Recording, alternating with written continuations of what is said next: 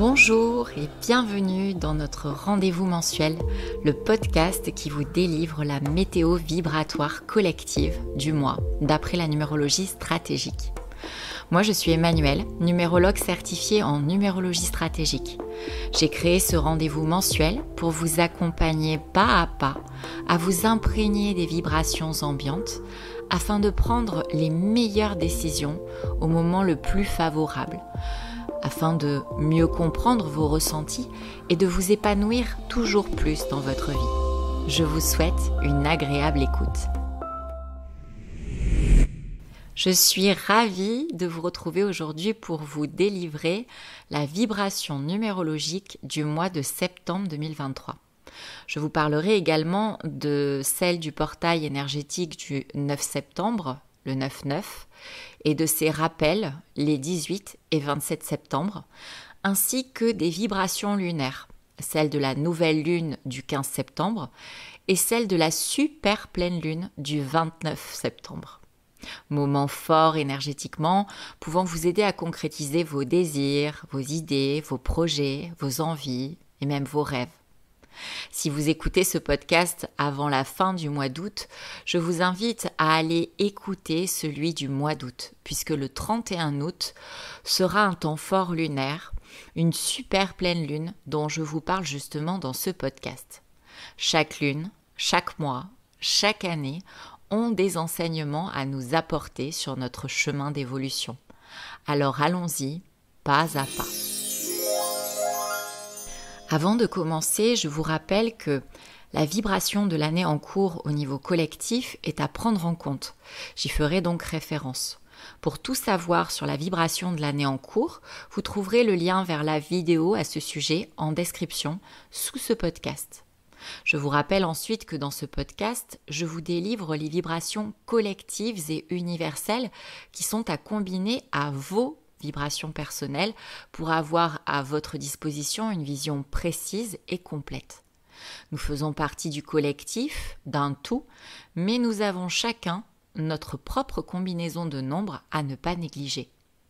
Pour les connaître, je vous invite à prendre rendez-vous avec moi en cabinet ou en visioconférence pour obtenir votre thème numérologique complet. Vous trouverez ci-dessous le lien pour prendre rendez-vous ainsi que les liens vers 2 vidéos dans lesquelles j'explique le déroulement d'un thème numérologique complet. Je tiens enfin à vous rappeler que les informations collectives et universelles que je vous donne dans ce podcast sont générales et donc peuvent concerner un ou plusieurs domaines de votre vie. Alors pensez à toujours bien conserver votre libre arbitre durant l'écoute. C'est parti pour la vibration du mois de septembre, qui est la vibration du nombre 7. Et en ce mois, cette vibration sera particulièrement intense, puisqu'elle correspond également à celle de l'année universelle en cours, soit 2023. Elle correspond aussi à la vibration du jour du portail énergétique du 9 septembre, le 9-9, dont nous aurons les rappels les 18 septembre et 27 septembre. Je vous invite donc à être triplement attentif à tous les éléments que je vais vous donner dès maintenant. En temporalité, la vibration du nombre 7 représente la cérébralité, le mental, l'esprit, et par conséquent, le besoin de tout comprendre et de trouver du sens dans tout ce que vous faites et ce que vous êtes, dans tous les domaines de votre vie.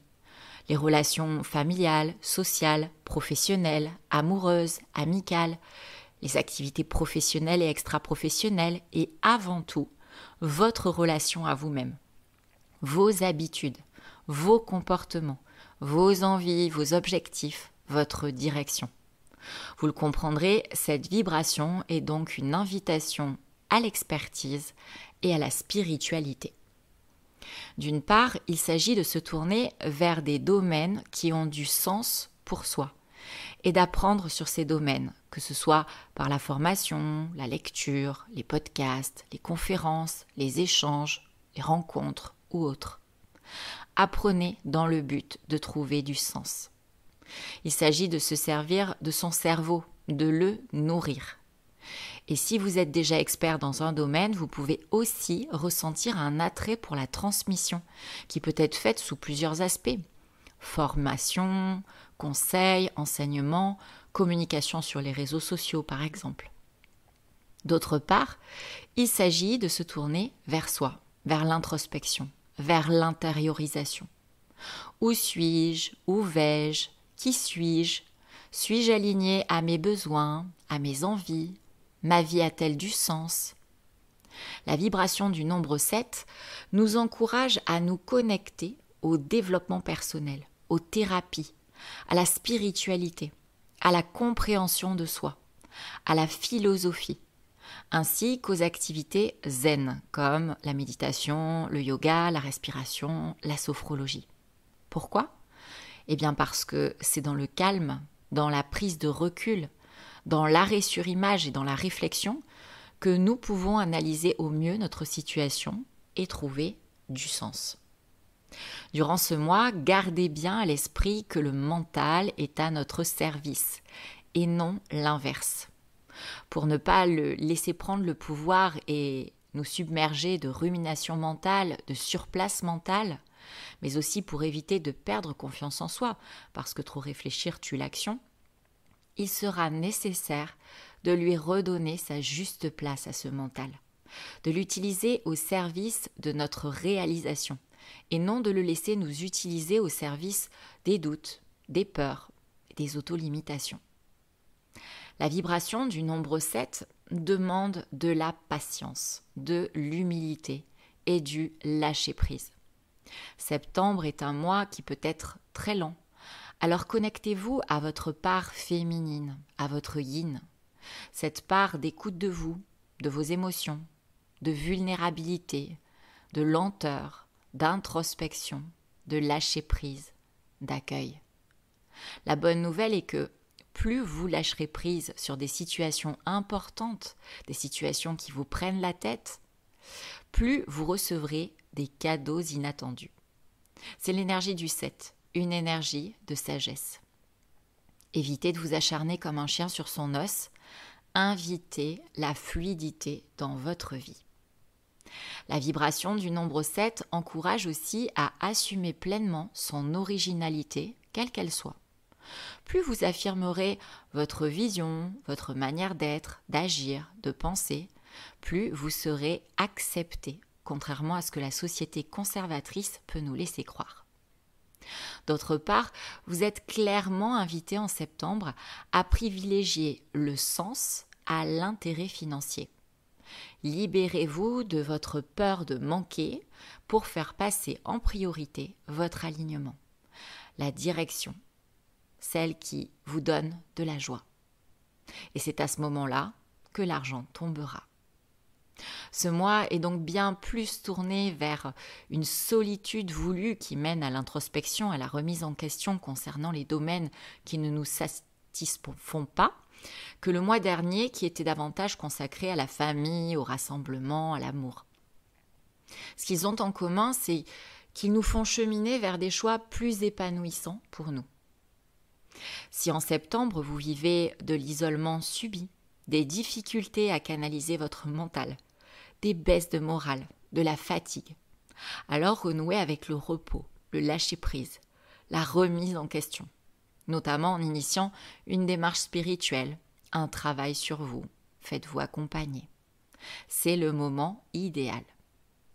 Si vous faites partie des personnes qui n'ont pas l'outil 7 à la naissance, cet outil de l'apprentissage et de la confiance en soi, et ou des personnes qui sont aux prises d'une mémoire familiale 16, 1 plus 6 égale 7, les moments 7, comme l'année 2023, le mois de septembre 2023, le portail du 9-9 et ces deux autres rappels, peuvent être moins évidents à vivre pour vous.